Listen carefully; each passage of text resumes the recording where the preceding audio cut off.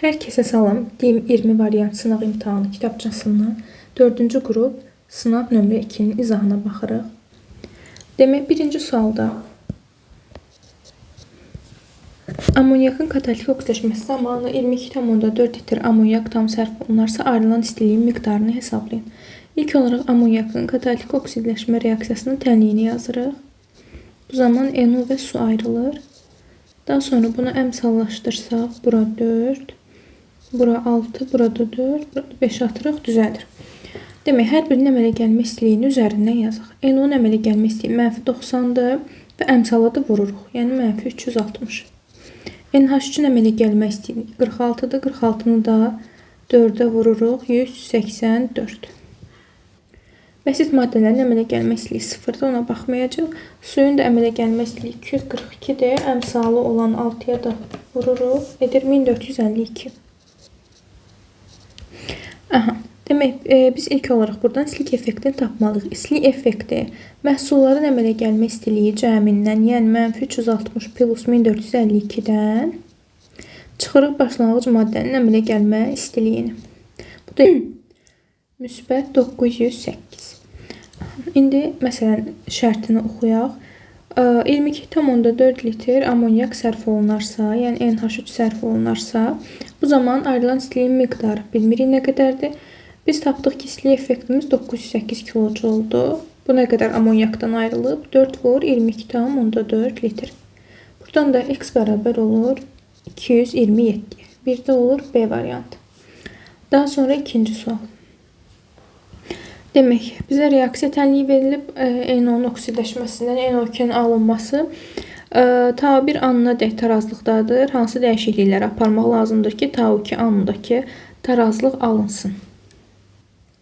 Yəni, NO ilə oksigen azalıb, ancaq NO2 artıb. Bu nə zaman baş verər? Təzyiqi artırmaq. Təzyiqi artırsaq, tarazlıq gedir molun az olduğu tərəfə, yəni sağa. Bu zaman NO2 artar, NO və oksigen azalar. Bu uyğun gəlir. Temperaturu artırsaq, temperaturu artıranda -Q olan tərəfə gedir. Bizdə sağda müsbət Q-dur. Onda bu tərəf temperatur azalırsa, onda sol tərəfə gedəndə temperatur artar. Yəni, temperatur artırsa, tarazlıq sola gedəcək. Sola getsə, NO ilə oksigen artar, amma NO2 azalar. Bu uyğun gəlmir. Bizə lazımdır NO və oksigen azalsın, NO2 isə artsın. Sistemi NO əlavə etsək, NO, yəni əlavə edərsək əgər, tarazlıq sağa gedər. Sola əlavə etsək, tarazlıq sağa gedir. Sağdakı maddəni əlavə edəndə tarazlıq sola gedir. İndi biz NO əlavə etmişik, yəni soldakı maddəni. Bu zaman tarazlıq sağa doğru yönələcək. Yəni NO2 artar, NO və oksigen isə azalar. Ona görə cavab olur 1, 3, D variantı. Daha sonra üçüncü sual. Eller-Venn diaqramına uyğun bənləri müəyyən edin. Oksigenin qatlığını artırdıqda tarazlıq sağa yönələr. Demək, biz oksigenin qatlığını artırsaq, tarazlıq oksigenin olmadığı tərəfə yönələcək. Oksigen bizdə burada soldadır. Əgər biz oksigenin qatlığını artırsaq, tarazlıq sağa yönələcək. Bu uyğun gəlir. İndi görə eyni qayda 2-yə də uyğun gəlir. Bəli, ikinci reaksiyada oksigen soldadır. Əgər biz oksigenin qatlığını artırsaq, tarazlıq oksigenin olmadığı tərəfə, yəni sağa doğru yönələcək.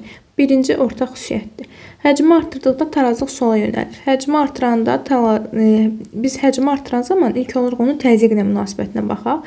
Həcm artanda təzyiq azalır. Təzyiq də azalanda molu çox olan tərəfə gedəcək.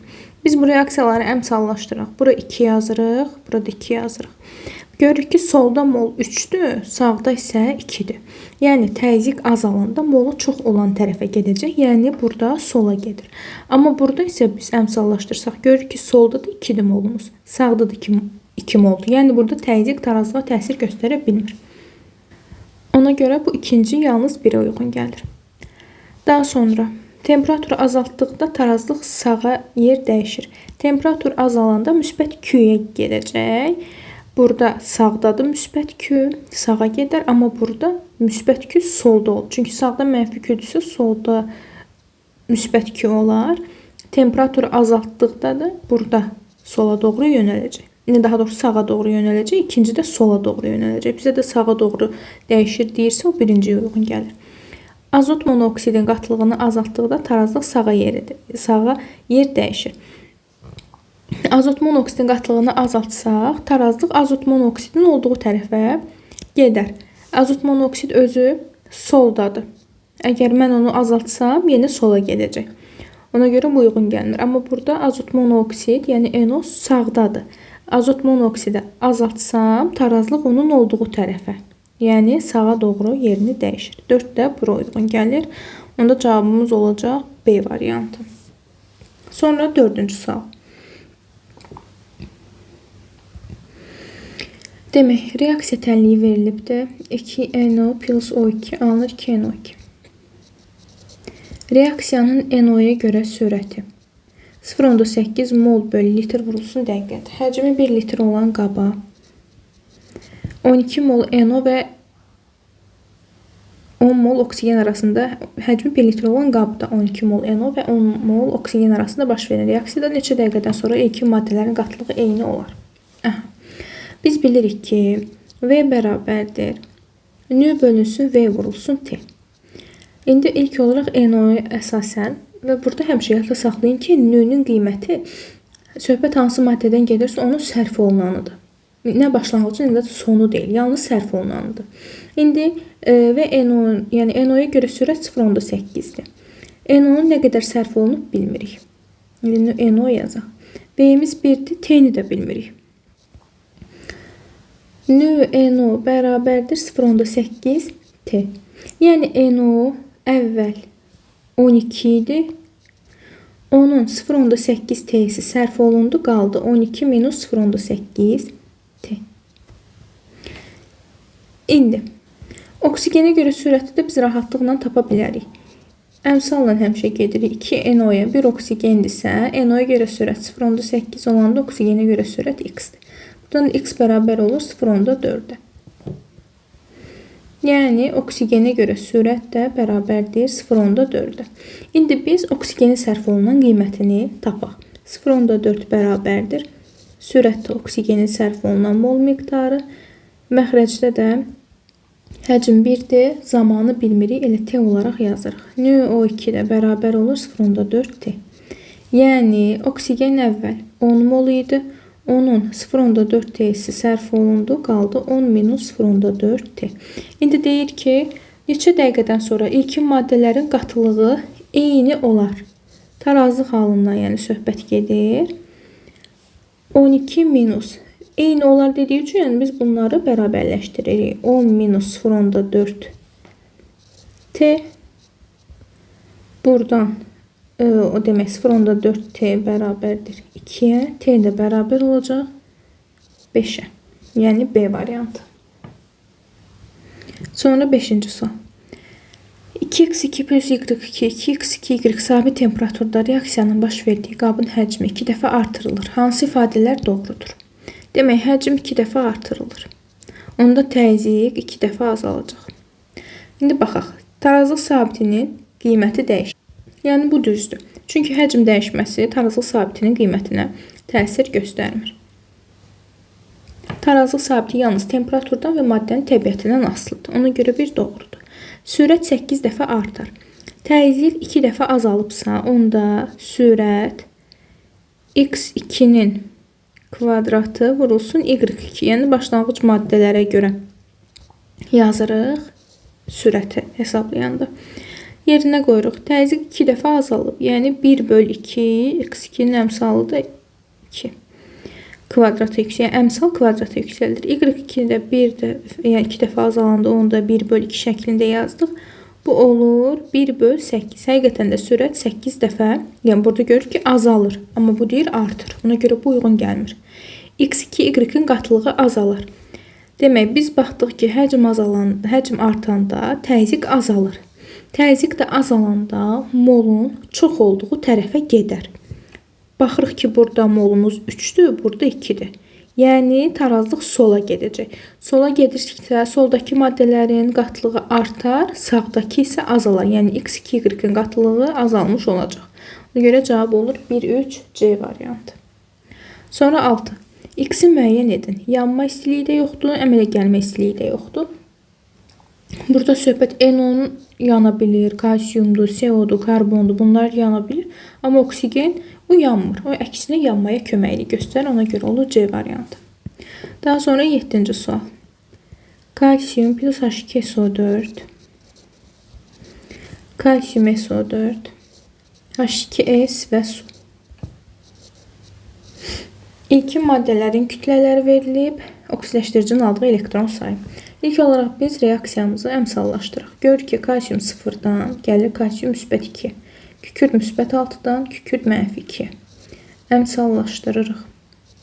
Kükürt müsbət 6, kükürt mənfi 2. Burada 2 elektron, burada da 8. Yerlərini dəyişirik, ixtisar edirik 4-ün 1. Bura atırıq 4, burada atırıq 1. Onda bura 4, yazırıq burada 5, burada olur 4, düzəldim. İndi görürük ki, reaksiya daxil olan hər iki maddənin kütləsini veribdir bizə. A-A'dır. Hər iki maddənin kütləsi eynidirsə, demək hansısa birindən artıq qalıbdır. Biz artıq qalanı tapırıq, ondan işləmirik, tam sərf olunandan işləyirik. Artıq qalan maddəni tapmaq üçün yuxarı şərtdə verilənləri yazırıq. Aşağıda özünün kütləsini. Kalsiyumun kütləsi 40-dır. Təbii ki, əmsal və indeks varsa, həmin elementin onu da vururuq. Burada əmsalı var, eləyir 160. H2SO4 emeli 98-dir. 98-i də vursaq 5-ə, edəcək 490. A-nı 160-a bölsək, təbii ki, daha böyük ədəd alınar. Hansı çox olursa, həmin maddədən artıq qalır. Yəni, kalsiyum artıq qalacaq. Onda biz hesablamaları sulfat turşusuna əsasən aparırıq. Demək, 5 vur 98 qram sulfat turşusu reaksiyaya daxil olduqda nə qədər elektron alıb verib? Həmişə alınan verilən elektronu tapanda ən əvvəldə duranı axırıncıya vurun. 2-ni vurun, 4-də 8. İstəsiz ya aşağıda. 8-i vurub 1-ə 8, yəni eyni qiymət eləyir. Bu zaman 8 elektron almışsa, onda sulfat turşusunun kütləsi A-dır. Bu zaman nə qədər elektron alınır? Şərtdə verilib bizə 16. Buradan da A bərabər olur 980-ə. Reaksiya üçün götürülmüş kalsiyumun miqdarını tapın. Kalsiyumda, sulfat turşusuda A ilə işarə eləmişdik. Yəni, hər ikisi o demək ki, 980 qramdır başlanğıcda. İndi kalsiyumun bizdə molunu istəyir. Nü bərabərdir. 980-i bölürük kalsiyumun A yerinə, yəni 40-a. Bu da edəcək 24,5. Yəni, D variantı. Daha sonra 8-ci sual. X və Y maddələr arasında reaksiyada təzyiqi 2 dəfə artdıqda sürəti 8 dəfə artır. X-in qatlığını 4 dəfə azaldıb, Y-in qatlığını 4 dəfə artırdıqda reaksiyanın sürəti 4 dəfə artır. Kinetik tənliyi müəyyən edin. Demək, variantlarla gedək. Görə hansında təzyiqi 2 dəfə artırsaq, sürət 8 dəfə artır. Birinci də 2 dəfə artır demir, 2-ni yazırıq. 2-nin kvadratı X üçün vurulsun. Y üçün isə əmsalı 1-dir, 2 üstü 1 qalır. Bu da edir 2-nin kubu, yəni 8. Həqiqətən də təzyiqi 2 dəfə artırsaq, sürət 8 dəfə artdı. Amma indi görək, ikinci şərti ödəyir A variantı. X-in qatlığını 4 dəfə azaldırıq. 4 dəfə azaltma deyirsə 1/4. X-dən söhbət getdiyi üçün kvadrat vurulsun. Y-in qatlığını 4 dəfə artır deyirsə 4 yazırıq. Əmsalı da 1-dir. Bir şey dəyişmir. Bu zaman bu edəcək 1/16 vur 4. İxtisar getsə, alınır 1/4. Sürət burada artıq 4 dəfə azaldı. Onda demək ki, bu uyğun gəlmədi. İndi keçirik digər variantı. B variantında təzyiq 2 dəfə artıranda 2 vurulsun 2-nin kubu. Bu edir 16. Artıq burada sürət 16 dəfə artdı. Ona görə bunu da silirik. C-də təzyiqi 2 dəfə artırsaq 2-nin kubu vurulsun. Y üçün də 2-nin kvadratı. Bu isə artıq edəcək 2 üstü 5 32 edir. Yəni bu da yenə uyğun gəlmir. D-yə baxaq. Təzyiqi yenə 2 dəfə artırırıq. 2-nin kubu vurulsun 2. Bu edir 2 üstü 4. Yəni bu da uyğun gəlmir. 16 dəfə artmış olur. Y variantına baxaq. Təzyiqi 2 dəfə artırırıq. 2 vurulsun 2-nin kvadratı. 8 dəfə artdı. Birinci şərt ödəndi. İndi ikincisinə baxaq. X-in qatlığını 4 dəfə azaldı. 1/4 x-in əmsalı 1-dir. Qüvvəti yüksəltmirik. Y-in qatlığını 4 dəfə artırdı, vur 4. Əmsalı da kvadrat şəklində. Bu da qalır elə burada 16-nı 4-ə bölsək 4. Sürətdə qalırsa artır, məxrəcə düşürsə azalır. Həqiqətən də sürət də 4 dəfə artdı, uyğun gəlir Y variantı. Daha sonra 9-cu sual. N2 plus 3H2 alınır 2NH3. N2'ye görə sürət 0,6. Həcm isə 1-dir. X mol N2 və 12 mol H2 arasında baş verən reaksiyada 5 dəqiqədən sonra ilkin maddələrin qatlığı eyni olarsa, X-i hesablayın. Demək, əgər N2'ye görə sürət 0,6-dırsa, H2'ye görə sürəti tapaq. Onu da əmsallar əsasını tapırıq. Əgər 1-ə 3-dürsə, azota görə sürət 0,6 olanda bu da olur 1,8. Bunları silək. Bizə veribdir azotun başlanğıcı x mol, hidrogeni də 12 mol. Biz bunların sərf olunan qiymətlərini tapa bilərik. Yəni hidrogeni görə gedək. VH2 bərabərdir. Nü bölünsün, V vurulsun T. Həmişə burada yazılan mol miqdarı söhbət hansı maddədən gedirsə onun sərf olunan qiymətidir. Yerinə yazsaq 1,8 bərabərdir. Nü bölünsün, həcm 1-dir, T isə 5-dir. 1,8-i də 5-ə vursaq, nü edəcək 9. Biz tapdıq ki, hidrogenin sərf olunanı 9-dur. Hidrogenin sərf olunanını tapdıq. İndi yerinə yazaq. Hidrogen 12 idi, 9 molu sərf olundu. Nə qədər qaldı? 3 mol. İndi hidrogenin sərf olunan əsasən də azotun sərf olunanını tapa bilərik. 1N2-dən 3H2-dirsə 9 hidrogenin nə qədərdir? X. X də bərabər olur 3-ə. Demək, azotda X idi, 3-ü sərf olundu, qaldı X minus 3. İndi deyir ki, 5 dəqiqədən sonra ilkin maddələrin qatlığı eyni olarsa. Yəni, tarazlıq anında ilkin maddələrin qatlıqları eynidir. Yəni, X minus 3 bərabərdir 3-ə. Onda X də bərabər olur 6-ya, D variantı. Daha sonra 10-cu sual. Sulfat turşusu molekulunda olan elektronların sayı rabitənin əmələ gəlməsində iştirak edən elektronların sayı. Demək, H2SO4. Elektronların sayını tapanda hər birinin protonunu vururuq indeksinə. Hidrogende 1 vur 2, kükürddə 16 vur 1, oksigende 8 vur 4, 32. Bu da edəcək 50. Bu oldu A. Rabitənin əmələ gəlməsində iştirak edən elektronların sayı. Hidrogen sıra nömrəsi 1-dir və hidrogendən 2 dənədir. Biz yazırıq 1s1. Rabitənin əmələ gəlməsində iştirak edən elektronlar deyəndə orbitallar içərisində tək olan elektronları götürürük. Bir hidrogen üçün bir dənədirsə, 2 dənəsi üçün olacaq 2. İndi kükürt üçün baxırıq. Kükürdün sıra nömrəsi 16-dır, amma burada kükürt müsbət 6 oksijeşmə dərəcəsi göstərir və kükürddə həyəcanlanma gedir. 3s1, 3p3, 3d2 şəklində olur. Yəni, biz bunu yazanda görürük ki, bütün elektronlar təbii ki, həmişə, yəni əvvəllər zaten, əvvəl hissə cüt-cüt gəlib, axırda baş verir həyəcanlanma. Ona görə təklənmə də ən son hissədə gedəcək. Demək, rabitənin əmələ gəlməsində iştirak edən elektronların sayı olacaq burada 1, 2, 3, 4, 5, 6 dənə. Oksigen üçün, oksigenin sıra nömrəsi 8-dir. Oksigendən 4 dənədir burada. 1s2, 2s2, 2p4. 1s2 burada cütdür. 2s2 buradakılar da cütdür. İndi p4'də baxın. Tək olanlar hansılardır? 1, 2. Bir oksigen üçün 2 dənədirsə, bizim də 4 dənə oksigenimiz var. 4'ə də vururuq, edir 8. Bu da edəcək 16. İndi B böl A. B-ni tapdıq 16, A da 50. 16'nı da 50'yə böləndə edir 0,32 olur C variantı. Daha sonra 11-ci sual.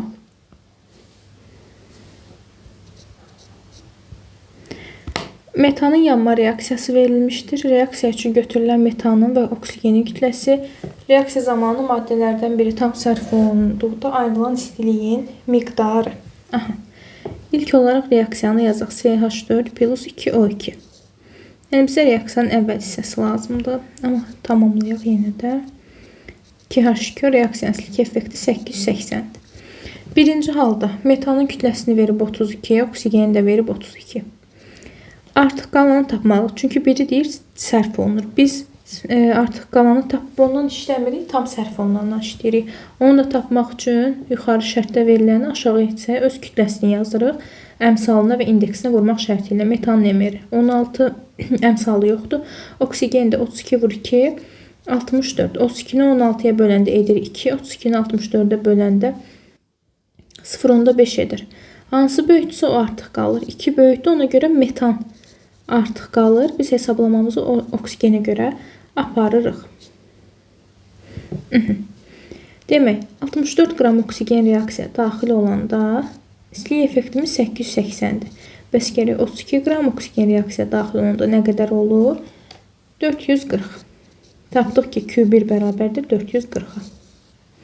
Sonra ikinci hal üçün hesablayırıq. Yenə eyni qayda üzrə. Yuxarı şərtdə verilən qiymətlərini yazırıq. Metan 8, oksigen verib 64.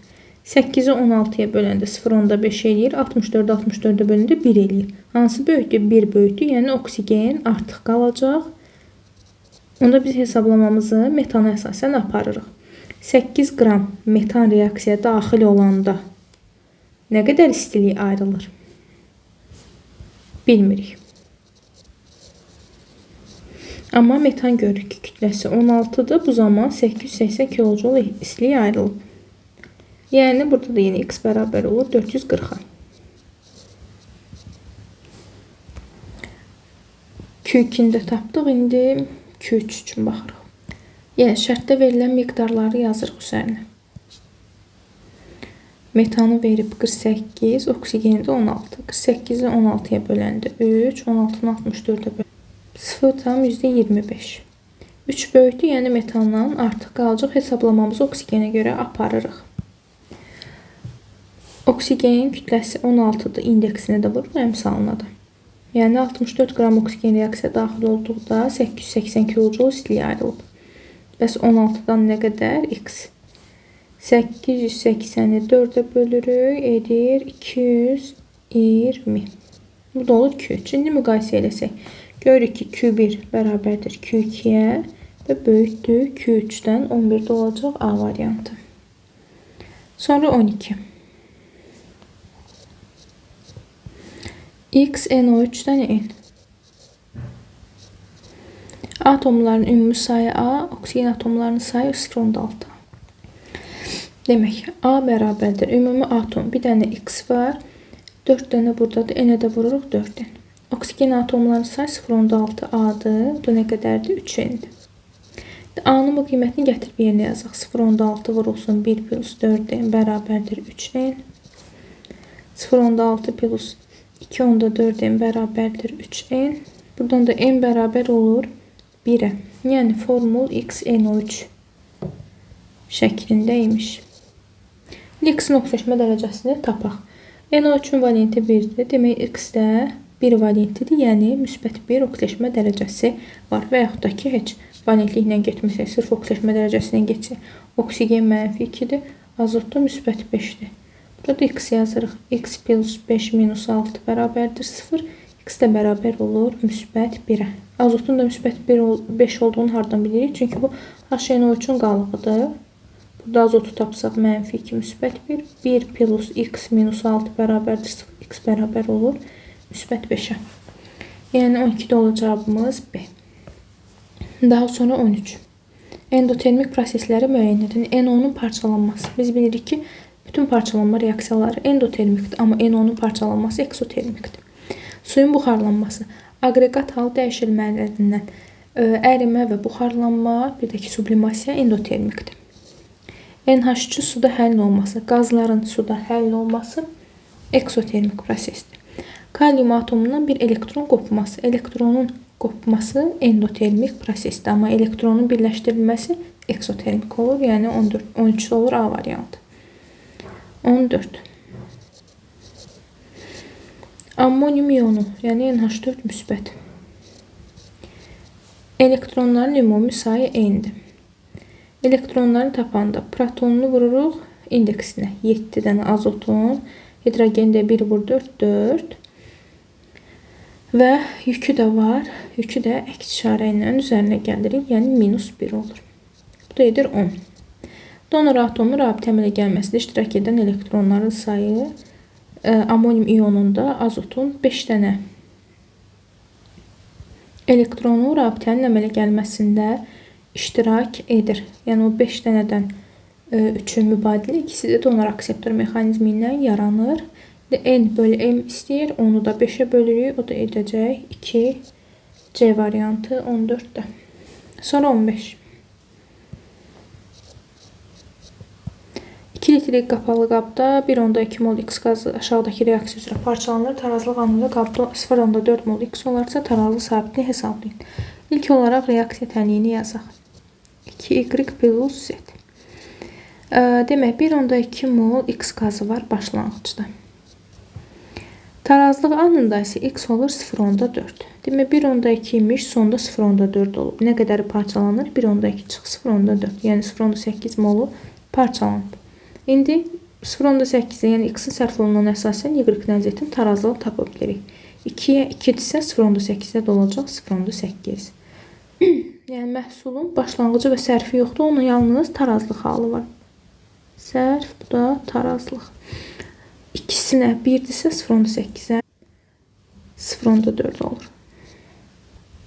İndi tarazlıq sabitini hesablamalıyıq. Tarazlıq sabitini hesablayanda məhsulun tarazlıq qatlıqlar hasilini bölürük başlanğıc maddənin tarazlıq qatlığına. Əmsallar da kvadrat kimi gəlir üstünə, üst kimi keçir. Demək, amma biz tarazlıq qatlığını hesablayanda təbii ki, molları qatlığa çevirməliyik. Molu da qatlığa çevirmək üçün onu həcminə böləcəyik. 0,4 həcm 2-də eləcək 0,2-nin kvadratı X üçün. Y-də 0,8 2-yə bölür 0,4-ün kvadratı. Z isə 0,4 2-yə bölürük, eləyir 0,2.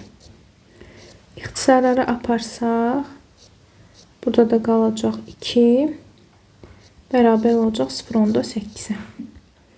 16-cı sualda sxemə uyğun reaksiyanı müəyyən edin. Bu reaksiya tənliklərini tamamlasaq, burada H-flor, buradan kalsium OH2, burada dəm qazı, burada natrium xlor və H2O, burada isə mis plus sink xlor 2 alınır. Bizə necə maddələr lazımdır? Burada görürsünüz, bu mürəkkəb maddədir. Bu isə bəsit maddədir. Bir mürəkkəb, bir bəsit maddədən bir mürəkkəb, bir bəsit maddə alınsın. Bunu biz A-da, B-də görmürük. D-də də görmürük. Amma C-də də görürsünüz, bir bəsit, bir mürəkkəb daxil olub. Amma bir dənə mürəkkəb alınıb. Amma Y-yə baxın, bir bəsit, bir mürəkkəbdən yenə bir bəsit, bir mürəkkəb alınıb. Ona görə 16 olur Y variantı. Sonra 17. Reaksiya tənliyində. Reduksiya edici ilə kalium hidroksidin əmsalları cəmini hesablayın. İlk olaraq reaksiya tənliyini yazaq. Kalium permanganat, kalium sulfid və su alınır. Kükürt, mangan 4 oksid və kalium hidroksid. Oksidləşmə dərəcəsini dəyişənlər. Mangan müsbət 7-dən, mangan müsbət 4-ə. Kükürt mənfi 2-dən, kükürt 0-a, başqa da dəyişən yoxdur. İndi yazırıq. Mangan müsbət 7-dən keçib mangan müsbət 4-ə. 3 elektron, kükürt də mənfi 2-dən keçib kükürt 0-a, 2 elektron da burada yerlərini dəyişirik. 2, 3. Demək, 2-ni yazırıq bura, 3-ü də yazırıq bura. Daha sonra digərlərini düzəldək. Kaliuma 2 yazmalıyıq, mangana da 2, daha doğrusu kalium 2 yox. 3 dəfə 2, 6, 2, 8 yazırıq kaliuma. Kükürdə də 3. İndi hidrogenləri düzəldək. Sağda 8 dənə, burada 4 ataq ki 8 olsun. Oksigenlərə baxaq. Solda da 12, sağda da 12. Tərəflər bərabərdir. İndi reduksiya edici ilə kalium hidroksidin əmsalı. Kalium hidroksidin əmsalı 8-dir. Reduksiya edici nədir? Oksidaşma dərəcəsi artan. Kükürt mənfi 2-dən 0-a gedib artıbdır. Onun da yəni reduksiya edici maddəmiz kalium sulfiddir. Yəni kalium sulfidin tərkibindəki kükürt reduksiya edicidir və bunun da əmsalı 3-dür. 8-in də üzərinə 3 gələndə edəcək 11 C variantı. 18. Hansı birləşmələrdə karbon atomunun oksidaşma dərəcəsi silisium H4-dəki silisium atomunun oksidaşma dərəcəsi ilə eynidir? Demək, hidrogen yadda saxlayaq ki, metallar, bor və silisiumdan olan birləşmələrində hidrogen olur -1. Onda silisium H4-də silisium -1-dir. Amma indi bizə lazımdır silisiumun oksidaşma dərəcəsi. Yəni, buradan da silisiumu tapsaq, bu edəcək -4. Baxaq. Natrium sianid, natrium CN. Natrium -1-dir, azot -3-dür, karbonu x yeyək.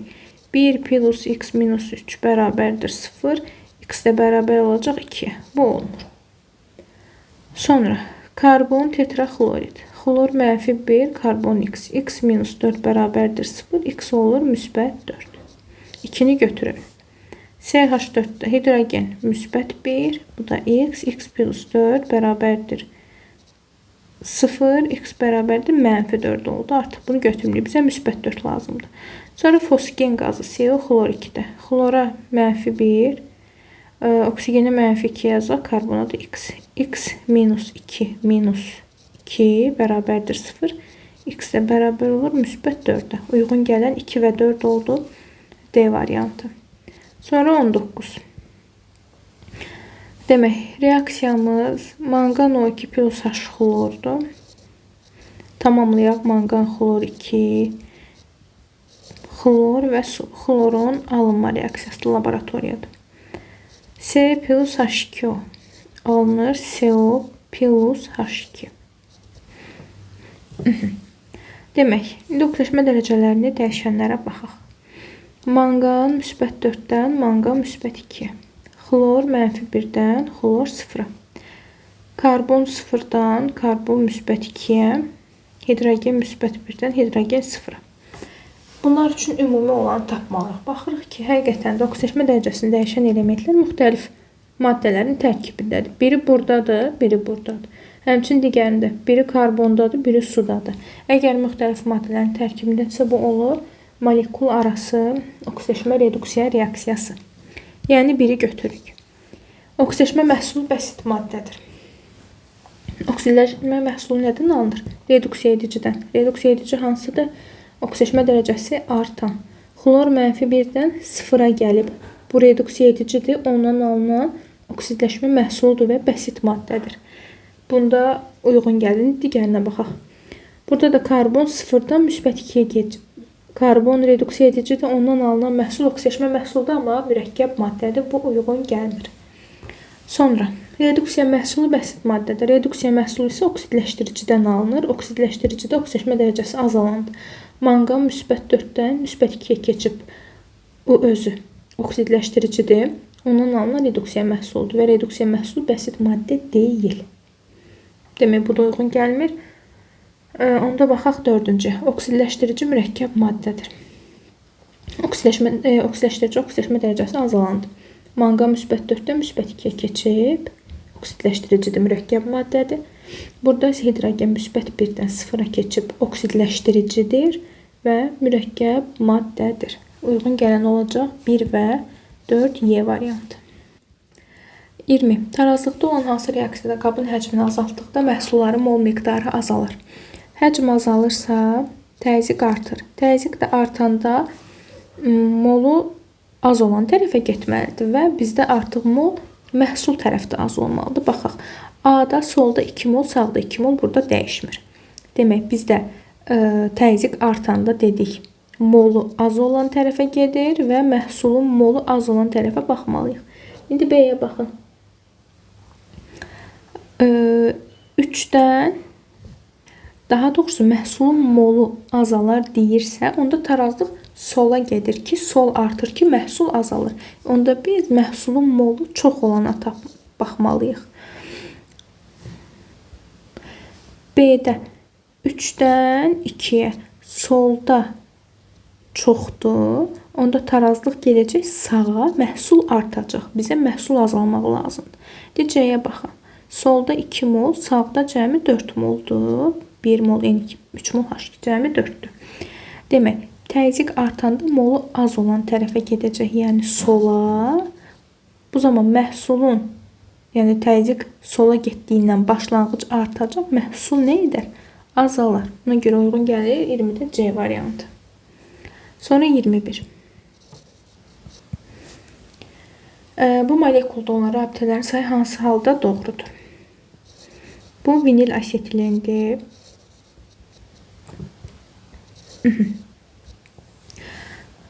Bu nə deməkdir? Bu birinci hal uyğun gəlir. S ilə hibrid orbitalın bir-birini örtdüyü. Burada da hibrid S-i örtür bir yerdə. 2, ikisi də burada 4 dənə. Birinci uyğun gəlir 4. Bu hal isə pi rabitəni göstərir. Neçə pi rabitə var? Biz bilirik ki, tək qatlar hamısı sigmadır. 3 qatın biri sigma, ikisi pi. 2 qatın da biri sigma, biri pi'dir. Yəni cəmi 3 dənə pi rabitə olur. Bu isə hibrid orbitalların bir-birini örtməsidir. Onlar da neçə idi? Yəni hibrid sigmalar göstərir. Bir yerdə, 2, 3 yerdə örtür. Bu da uyğun gəlir. Üçüncüyə də 3 uyğun gəlir. Variantda olacaq C variantı. Sonra 22. Demək, reaksiyaların tipləri. Buradan alınır. Ümumiyyətlə, 2 mürəkkəb maddə olumda. Baxın, natrium, xlor, plus mis OH2. Natrium xloru götürdü, mis də OH götürdü. Yəni, bunlar bir-biri ilə öz hissələrini dəyişirlər. Dəyişmə mübadilədir. Yəni, birinci uyğun gəlir 2. Bir bəsit, bir mürəkkəb maddə olanda olur, əvəz etmə. Burada isə P2O5 üzərinə su gələndə alınır H3PO4 və bu da birləşmə reaksiyasıdır. Cavabımız olacaq 2, 3, 1, Y variantı. Sonra 23-cü sual. Həcmi 2 litr olan qapalı qabda bu reaksiya baş verir. Oksigenə görə sürət 0,15 mol böl litr mol saniyə olarsa 20 saniyə ərzində reaksiya daxil olan amoniyakın miqdarını hesablayın. İlk olaraq reaksiyanı yazdırıq. Amoniyakın katalitik oksidləşməsi reaksiyasıdır. Yox, bu katalitik deyil. Katalitik olanda NO alınır. Bu ilə adi şəraitdə baş verən reaksiyadır. Temperaturun təsiri ilə. 6H2O. Oksigenə görə sürət 0,15-dir. Bizdən nəyi istəyir? Amoniyakın reaksiya daxil olan miqdarı. Biz oksigenə görə sürətə əsasən amoniyaka görə sürəti hesablaya bilərik. Bunu da biz tapmaq üçün mollardan istifadə edirik. 4NH3-ə 1 oksigen düşür. Onda oksigenə görə sürət 0,15 olanda amoniyaka görə sürət X. Buradan da hesablasaq. VNH3 yəni X bərabər olur 0,6. İndi V bərabərdir N bölünsün V vur T düsturuna baxaq. Yerinə yazsaq 0,6 bərabərdir. Həmişə burada N sərf olunanını göstərir. Həcm bizə verilibdir 2. Zaman da 20-dir. Buradan 0,6-nı 40-a vursaq edəcək NH3 24. Bu amoniyakın sərf olunan miqdarını göstərir. Yəni, reaksiya daxil olan mol miqdarı. 23-də olacaq. Burada mən oksigenin əmsalını yaddan çıxartmışam. Onda biz 0,6-nı 3-ə də bölməliyik. Burada eləyir 0,2. Onda amoniyaka görə sürət olacaq. Daha doğrusu burada 0,15 bu idi. İndi hesablasaq 0,6 3-ə böləndə 0,2 idi. NH-ə görə sürət 0,2 idi. Burada da düzəltsək. Onda 0,2-ni 40-a vursaq edəcək 8. Sürət düsturundan tapdığımız qiymət reaksiya daxil olan maddənin sərf olunan miqdarını göstərir. Cavab olur 8. Daha sonra 24. Misin nitrat turşusu ilə reaksiya tənliyi verilir.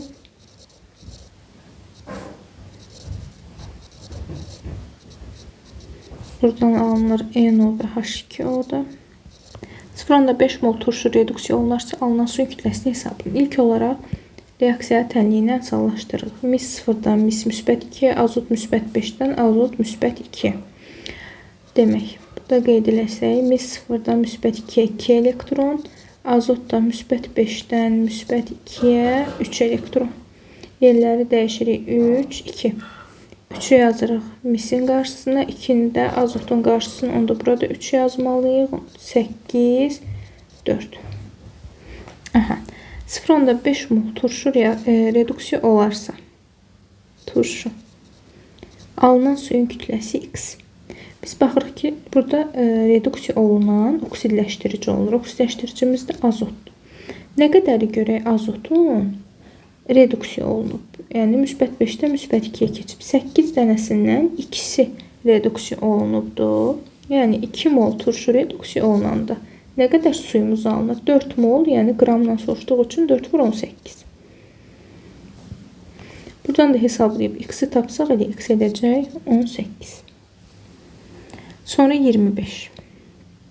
Tarazlıqda olan bu reaksiyada azotun qatlığı artırılır. Növbəti tarazlıq hal yarana qədər maddələrin qatlığı necə dəyişər?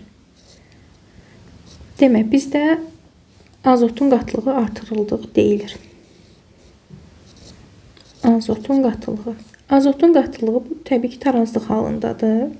Azotun qatlığı artırılır. Artan kimi azalır. Amma əvvəlki qiymətindən aşağı düşmür. Sonra yenə sabit qalır. Azotun yanında reaksiya daxil olan başqa hansı maddə var? Hidrogen.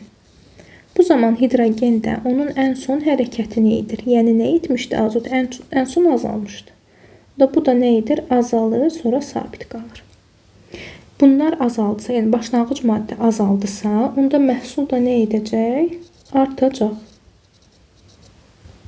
Məhsul da artır, yenə sabit qalır. Buna əsasən deyilənləri seçirik. Hidrogenin qatlığı azalır. Bəli, hidrogenin qatlığı azaldı. Hidrogenin qatlığı artır, bu səhvdir. Amonyakın qatlığı azalır. Xeyr, görürük ki, amonyakın qatlığı nə etdi? Artdı. Olur 1,4. Daha sonra 26.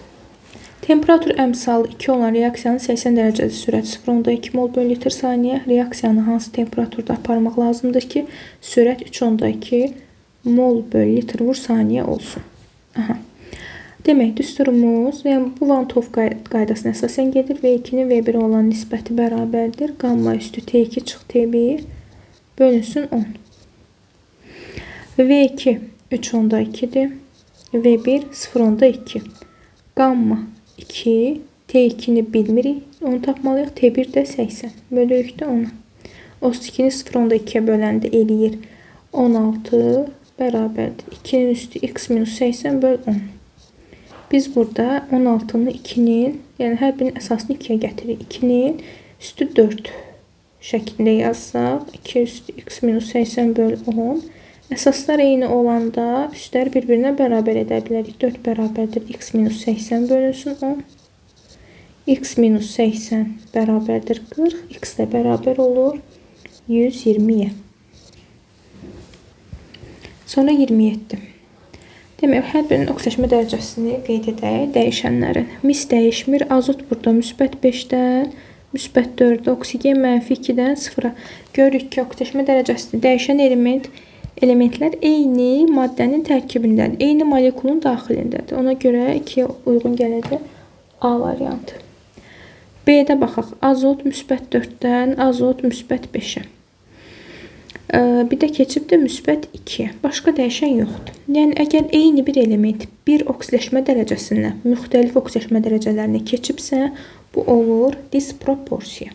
3'ə uyğun gəlir B variantı.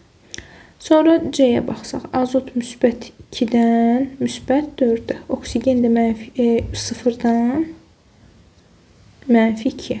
Burada da oksidləşmə dərəcəsini dəyişən elementlər görürsünüz ki, fərqli molekulların tərkibindədir. Biri NO-dadır, biri oksigendədir. Bu olur molekul arası. Sonra D variantında karbon müsbət 4-dən müsbət 2'yə, Karbon sıfırdan yenə müsbət 2. Əgər eyni bir element iki müxtəlif oksidaşma dərəcəsindən eyni bir oksidaşma dərəcəsinə keçirsə, bu olur artıq konmutasiya, yəni əks öz-özünə. Bu da variantların heç birində yoxdur, uyğun gəlmir. Y-də xlor sıfırdan xlor mənfi 1-ə, bir də müsbət 1-ə keçir. Yəni, yenə elə eyni bir element atomu bir oksidaşma dərəcəsindən iki müxtəlif oksidaşma dərəcəsinə keçirsə, bu olur disproporsiya, yəni Y variantı da 3-ə uyğun gəlir. 28. Situasiya sualları. Demək, metal S. Dəmir 2, yəni hər hansı bir metalın sulfidi. Yanma istiliyi deyir. Bunu yandırırıq. Alınır metal oksidi və SO2. Əmsallaşdır. Bura 2 yazacaq, burada 2, onda burada 2 yazarıq, burada qalacaq 3.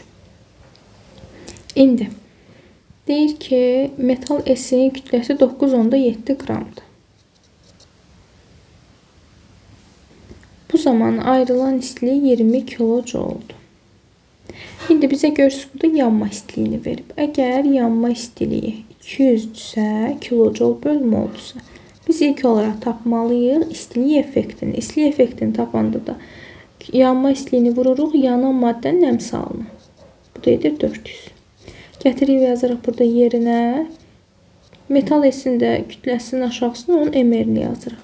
MR-i, metalın kütləsini bilmirik. X yazırıq. Plus 32. Əmsalına da vururuq. Buradan hesablasaq. Burada qalır 20. 20-ni 9,7-yə vuraq.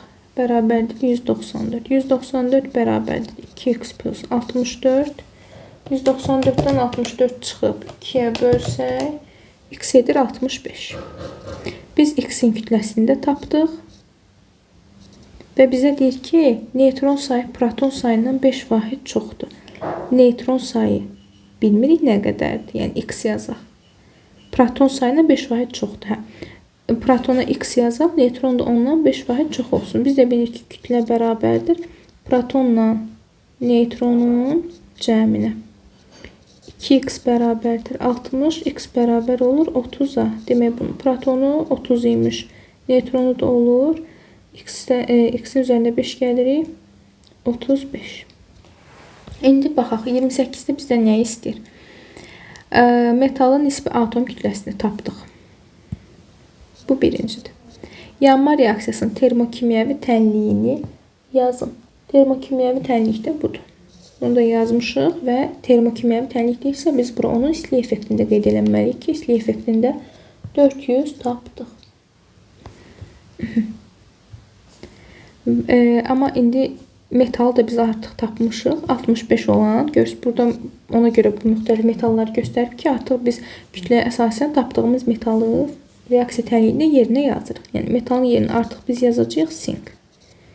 Plus 3O2 alınır 2 sink oksid və 2 SO2. İstilik effektimiz də müsbət 400 kilojouldur. Bu da olur ikincinin cavabı. Sonra 29. Metal atomunun qısa elektron formulunu və dövri sistemdə mövqeyini yazın. Qısa elektron formulunu yazmaqda bizə kömək eləyəcək onun proton sayı. Biz də proton sayını tapdıq 30. Qısa elektron formulu isə son hissəsini yazırıq. 4s2 3d 10. Bu oldu birincinin cavabı. Dövri sistemdə mövqeyi. Bu yerləşir 4-cü dövr.